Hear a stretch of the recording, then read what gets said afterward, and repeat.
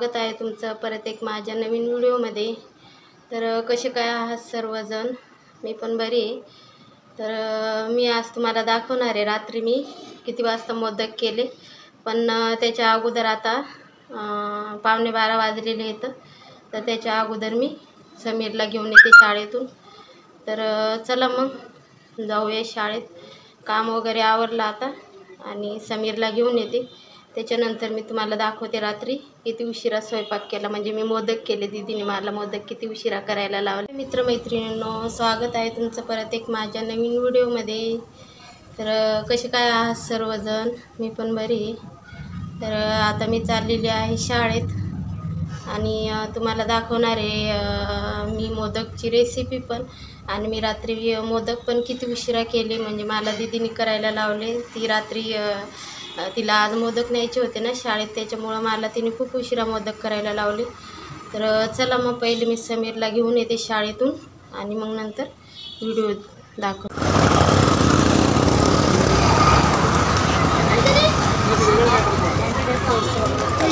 काय झालं? ऐकत नाही बिलकुल। घरी यायला राजी नव्हता। मी बसलो होतो तिथे सुकाना वडा देऊ लागले तरी पण वडा लागली। मी आलेली आहे समीरला घेऊन शाळेतून आणि दिवसभर एवढं गरम होतं ना, रात्रीचा पाऊस पडतो आणि दिवसभर गरम होतं। तर चला मग आता खूप गरम होते आणि ऊन पण खूप तापते। आज वाटतं लय पाऊस येणार आहे। पण तिथे ड्रॅगन फ्लावर दिसली होती, ती इंग्लिशमध्ये, तुम्हाला ते मराठीमध्ये काय बोलतात जर माहीत असेल तर नक्की सांगा। तू काय बोलतो? ड्रॅगन फ्लावर इंग्लिशमध्ये। गणपती बाप्पा मोरया, मंगलमूर्ती मोरया। इथे बघा छान असं गणपती बसवलेला आहे, डेकोरेशन। तर इथे बघा आता मी बनवणार आहे तळणीचे मोदक गव्हाच्या पिठापासून, म्हणजे आपण रोज वापरतो त्या पिठापासून चपातीच्या। तर इथे साहित्य बघा मी काय काय घेतलेलं आहे, एकदम कमी साहित्यात बनवणार आहे। तर इथे घेतलेले मी 2 नारळ ओले फोडून, आणि आपले छोटा चम्मच असतो त्या चम्मच मी 1.5 चम्मच खसखस घेतलेली आहे। इथं 10 ते 11 विलायची घेतलेली आहे, त्याची पावडर बनवून घेणार आहे। आणि तूप पण माझं संपलेलं होतं, तर ही तुपाची बॉटल आणलेली आहे मी नवी। तर एवढं नाही लागणार पण आणलेली आहे। तर इथे बघा आता मी हे करून घेते, तूप गरम करून घेते म्हणजे पीठ मळण्यासाठी। तर त्याच्यानंतर इथे बघा मी चपातीचं पीठ घेतलेलं आहे, कणिक, आणि मोहन घालण्यासाठी तूप पण असं कडक करून घेते, म्हणजे एकदम कडक करून घ्यायचं। आणि चवीनुसार मीठ टाकलेलं आहे। आता हे मोहन घालते मी पिठात। बघा असं छान झालं पाहिजे, असं मोहन घालायचं। आणि तूप जर नसलं तर तेल पण वापरू शकतो आपण, पण माझ्याकडे होतं म्हणून मग मी तूपच वापरलं। आणि गरम असतं ना, त्याच्यामुळं असं चम्मचने पहिले फिरवून घ्यायचं, आणि फिरवल्याच्या नंतर हाताने असं सगळं एकजीव करून घ्यायचं, मिक्स करून घ्यायचं। बघा असं पूर्ण, म्हणजे ते गोळे जे असतात ना ते सगळे असे मिक्स झाले पाहिजे। तर बघा आता इथं मस्त असं मिक्स झालेलं आहे, सर्व एकजीव झालेलं आहे। त्याच्यानंतर मी आता याच्यात थोडं थोडं पाणी घालून पीठ मळून घेते। तर पीठ आपल्याला असं घट्टसं मळायचं आहे, म्हणजे जे की आपण चपात्यासाठी मळतो ना रोजच्या, तसं नाही मळायचं आहे, घट्ट मळायचं आहे, म्हणजे आपलं सारण वगैरे होईपर्यंत ते थोडंसं पातळ होऊन जातं मुरल्यावर।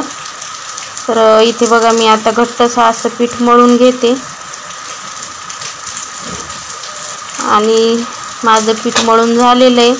तर बघा असं मळायचं आहे घट्टसं। आता मी याला झाकून ठेवते सारण बनवेपर्यंत 10-15 मिनटं किंवा 10 मिनटं। तर इथे बघा मी खोबरं घेतलेलं आहे खिसून। तर माझ्याकडं खिसणी थोडी म्हणजे मोठी अशी जाडवाली आहे, त्याच्यामुळं थोडे मोठे मोठे हे झालेले। तर असे मोठे तुकडे पण मी काढून टाकले त्याच्यातले आणि खिसून घेतलं। तर चला मग आता सारण बनवते। तर मी याच्यात तूप टाकलं आणि तूप गरम झाल्याच्या नंतर खसखस टाकून घेतली. खसखस थोडीशी अशी आरत परत झाली की लगेच त्याच्यात तो खोबरखीस टाकून घेतला आणि खोबरखीस छान असा परतून घ्यायचा, म्हणजे जे त्याला असा ओलसरपणा असतो ना तो पण निघून जाईल आणि गरम पण होऊन जाईल. म्हणजे गरम झाला का त्याच्यात गूळ टाकलं का लगेच तो पाणी सोडन. तर इथे बघा मस्त असा गरम होते आणि कलर पण थोडासा असा चेंज होते त्याचा. तर परतवतच राहायचं, नाही तर लगेच खाली लागून जातं, ते वल्ला असतं ना त्याच्यामुळं.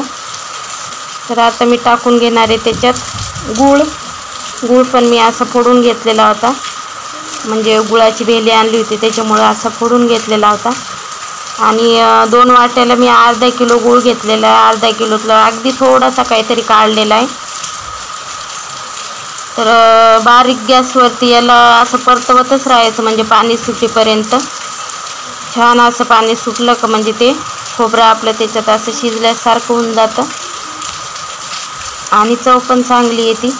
तर याच्यात तुम्ही जेवढं सामान असलं तुमच्याकडं ते सगळं टाकू शकता, पण माझ्याकडं जे आहे तेच मी टाकलेलं आहे. नाही तर याच्यात काजू, बदाम, पिस्ता काय जे असेल ते टाकता येतं आपल्या चवीनुसार. तर इथे बघा छान असं पाणी सुटलेलं आहे, म्हणजे सुटते पाणी.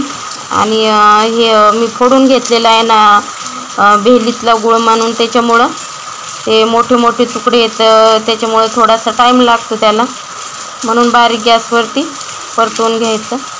आणि बघा असं छान असं पाणी सुटून कोरडं होते. हे बघा हे असे तुकडे राहिलेले आहेत, तर हे तुकडे काढून घ्यायचे, नंतर मोदक बांधताना काढले तरी चालून जातं. तर बघा छान असं पाणी सुटून सारण आपलं कोरडं झालेलं आहे. तर आता मी केलेला आहे गॅस बंद आणि छान असं सारण आपलं तयार झालेलं आहे मोदकासाठी बघा. तर आता मी हे एका परातीत काढून घेते गार होण्यासाठी. गॅस बंद केल्याच्या नंतर मी त्याच्यात विलायची पावडर टाकली, म्हणजे कसं त्याचा सुगंध आहे ना तसाच राहतो, नाही तर अगोदर जर टाकली ना त्याचा सुगंध निघून जातो. त्याच्यामुळं लास्ट टाकून मी परतवून घेतली. तर बघा सारण आता तयार झालेलं आहे. तर मी लगेच दुसऱ्या परातीत काढून घेतलं ते गार होण्यासाठी.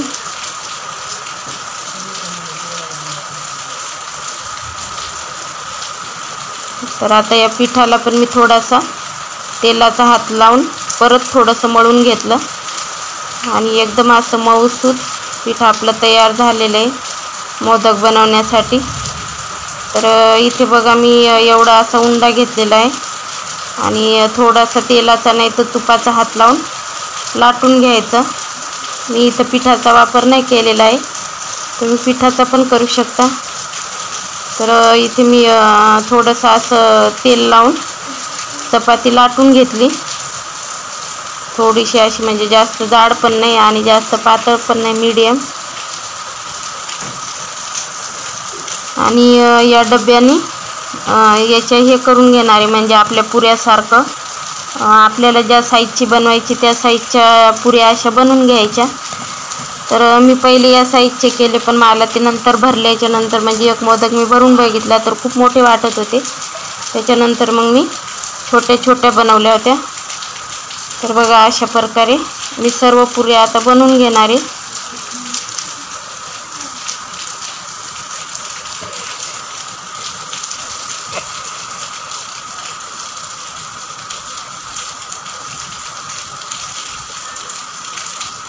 तर इथे बघा माझ्या सर्व पुऱ्या बनवून झालेल्या आहे.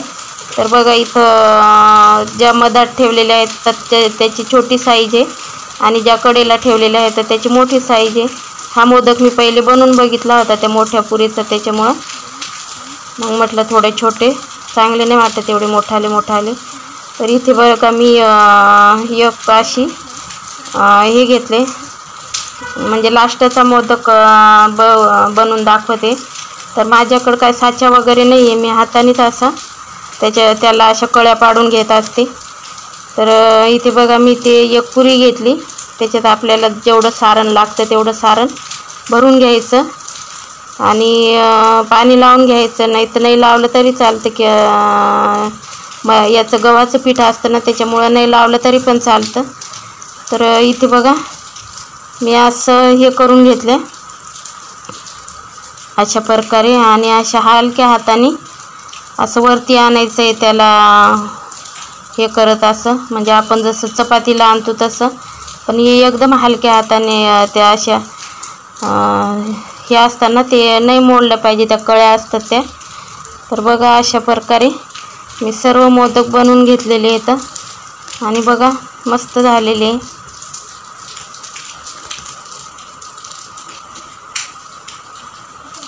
तर बघा जे मध्यभागी ठेवलेले आहेत ते मोठाले आहेत आणि जे चौकोन असे ठेवलेले आहेत ते छोटे आहेत.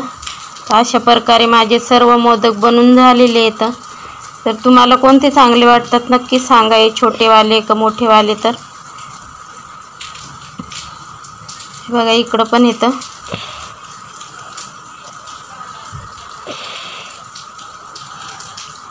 चला मग आता तळून घेते मी हे मोदक.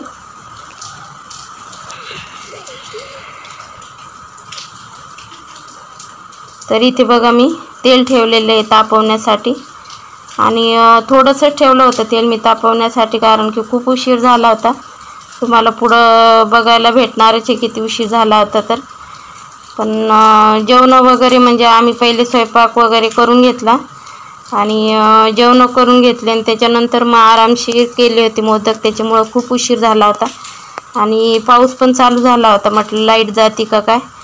तर इथे बघा पहिले असे म्हणजे टाकून घ्यायचे आणि बारीक गॅसवरती थोड्या वेळ परतून घ्यायचे आणि परत मग थोडा जोरात केला तरी चालून जातो आणि असा कलर येईपर्यंत खरपूस असे भाजून घ्यायचे म्हणजे तळून घ्यायचे. तर बघा किती छान असा कलर आलेला आहे. बघा एवढे सारे तळून झालेले आहेत आणि एवढे बाकी आहेत अजून.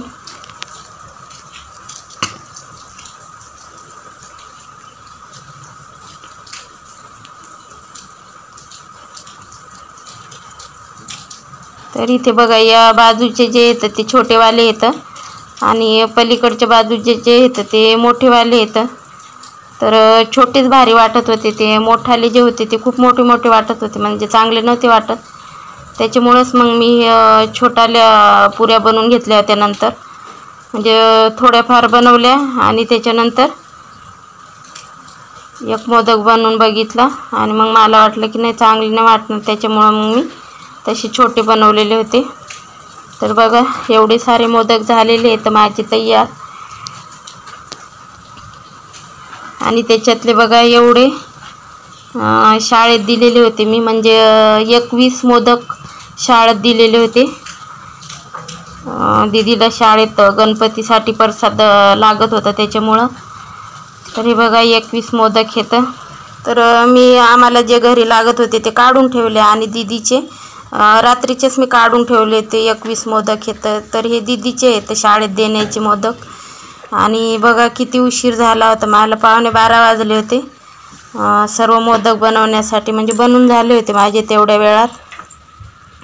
आणि इथे बघा म्हणजे समीरनी खाऊन घेतले होते मोदक आणि त्याच्यानंतर झोपला होता आणि सर्व झोपले होते. त्याच्यानंतर मग मीच 10-15 मिनिटांनी झोपली होती.